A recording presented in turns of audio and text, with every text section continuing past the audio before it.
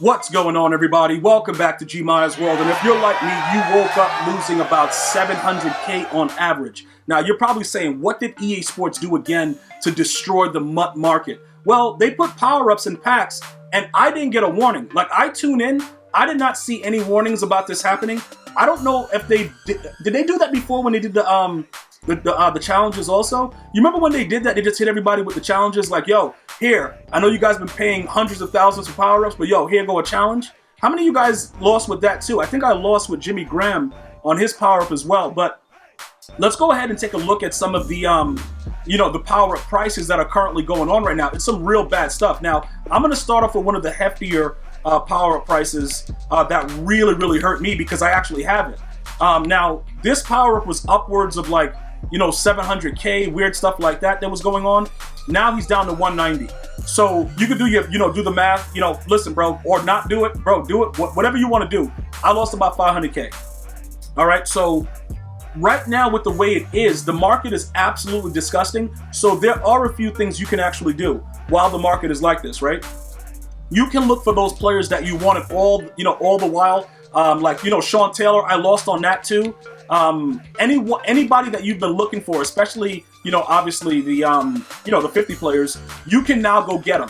And this is where it becomes advantageous, and I'm not as mad because guess what? My no money spent players, you guys get to eat. So I'm raging, but it's okay because I know that somebody that watches this video that's been looking for a player can actually afford that player now in its totality. So I'm happy for you in that regard. Very raging with EA because like, yo, what's up? Like, let me know so I can get rid of it. But I guess if they let us know, people still wouldn't buy it. So I guess they can't let us know. They just got to do it the way they did it. Now that I think about it, because if they warn us, if they warn us, people are going to still know. Other content creators, people are going to get that information out. So you would definitely not buy it if you know it's going to be, in power-ups anyway. So I guess they had to do it this way. But I bought Sean Taylor's power-up for 600K. So, that's another, it's over 1 million coins probably together that I lost with all the power-ups that I have. So here goes what you need to do right now, guys. You need to go through all the players in the 50 program and figure out which one you wanted, why you wanted them, and upgrade them. So, it can be very easy to do it like that, especially for my veterans. There's been a lot of players, like when I raid sold Warren Sapp and got like 300K for his power-up, a lot of you guys were laughing at me like, yo, he's a dog. But he's really not. He's not like Madden 20. This game is completely different than what Madden 20 was. They've changed a lot. All right, so remember this, right? The first 7 weeks, I think everything was in, you could have pulled them out of power-ups, something like that, because I believe, oh, no, they weren't. It wasn't like the first, 4 or 5. You got, like, random ones. So right now, because everything is in there, there are certain weeks where, people wanted Michael Vick, Randy Moss, Deion Sanders. These are the players now that you should go after. So what's going to happen is there's still going to be a balance because people are going to get greedy, right? And then what's going to happen is the community is going to say, you know what, we're not buying it. We're not going to buy the other cards for more. And then it's going to all start to balance out a little bit. I want to keep you guys aware though.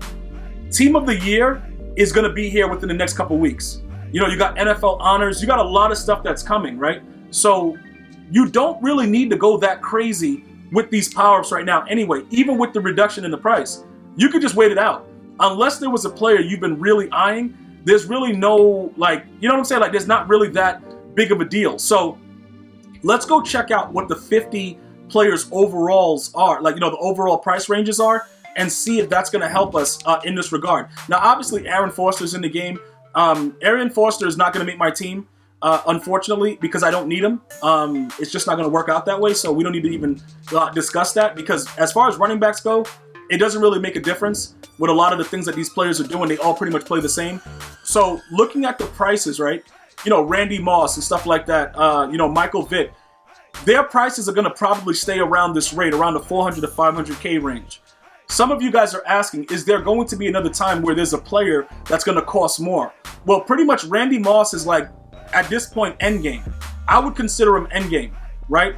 Kevin Mawai, for some reason, his price is still boosted. I don't know exactly why it's that high because he still gets run over by a random D tackle. So I can't really explain that. Maybe it's because we have it listed like that. It's no way that people are spending that much on that center.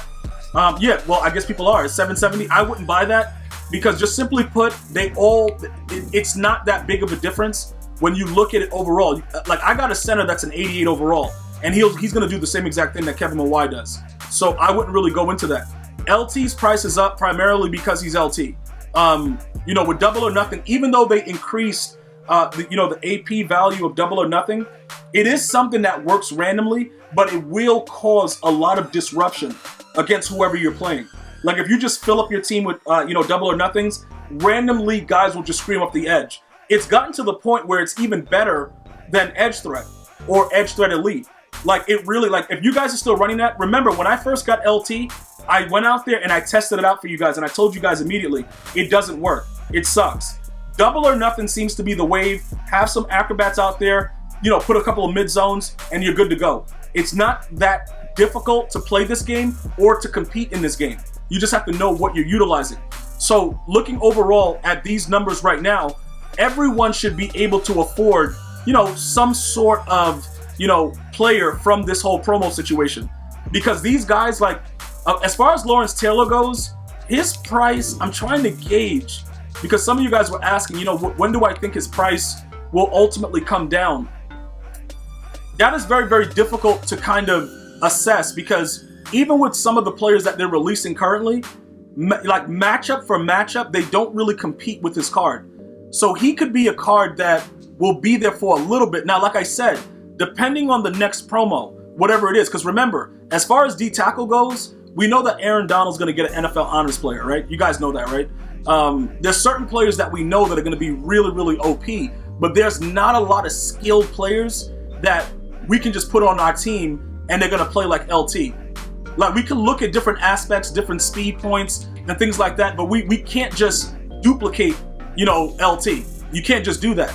As far as these other cards, though, I think what happens now is you don't have the hassle of going after what you want. So if you get one good week in Weekend League, right, and, you're just like, look, I'm going to go out here and do this, I think, this is my personal opinion, right, I think that all of us will be able to benefit differently by it, because now we can actually go after and try certain cards and get rid of it for the actual card value itself. So now he's down to 409. I spent 475 or something for him. He's going to be around that rate for a very, very long time. It's the power-up that was the issue, because it gets every team's chem. So, for now, I would just go ahead and take a look at, seeing what's going on with that, try to assess what you're looking for in it, and then go from there. As far as the newer players, we have a new running back, right? I already said it, Arian Foster, right? He should be out there right now. Sean Alexander, whatever. So Arian Foster's about 800K. Some of you guys are like, yo, is it worth it?